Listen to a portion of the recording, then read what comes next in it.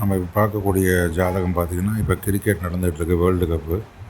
இதில் மிகச்சிறப்பாக பந்து வீசிட்டுக்கூடிய நம்ம இந்திய அணியை சேர்ந்த பும்ரா அவருடைய ஜாதகத்தை தான் பார்க்க போகிறோம். இவர் பவுலிங்கில் மிகச்சிறப்பாக இருக்கார் அப்படின்னு சொன்னால், அவருடைய ஜாதக கட்டத்தில் என்ன மாதிரியான அமைவுகள் இருக்குது அப்படிங்கிறத பார்க்க போகிறோம். இவர் கும்பலகணத்தை சேர்ந்தவர். கும்பலகணத்திலேயே சனி அமர்ந்திருக்கார். அது ஒரு மிக விசேஷமான ஒரு விஷயம். லக்னாதிபதி லக்னத்திலே உட்கார்றது மிகச்சிறப்பு. இது சசயோகம்னு சொல்லலாம். இவர் மிகுந்த கட்டுப்பாடு, பொறுமை மற்றும் கடின உழைப்பாளி அப்படின்னு கூட சொல்லலாம்.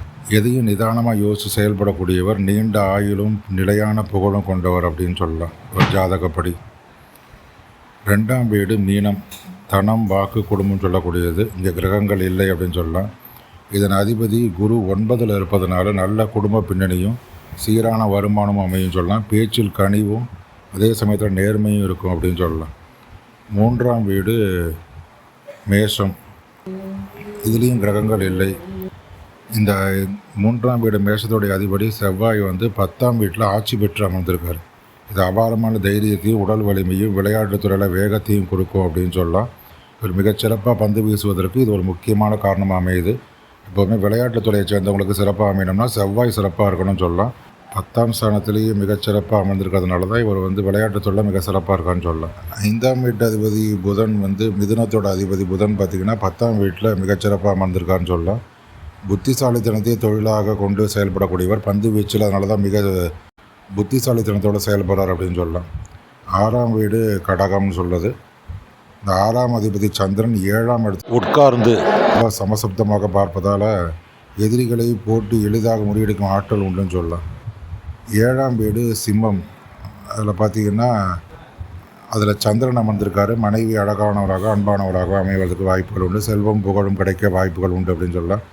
8ஆம் வீடு கன்னி, இதில் எந்த கிரகங்களும் இல்லை. 8ஆம் அதிபதி புதன் 10ல் அமர்ந்திருப்பதால் தொழிலில் சில நேரங்கள் திடீர் திருப்பங்களும் காயங்களும் ஏற்படலாம் அப்படின்னு சொல்லப்படுது.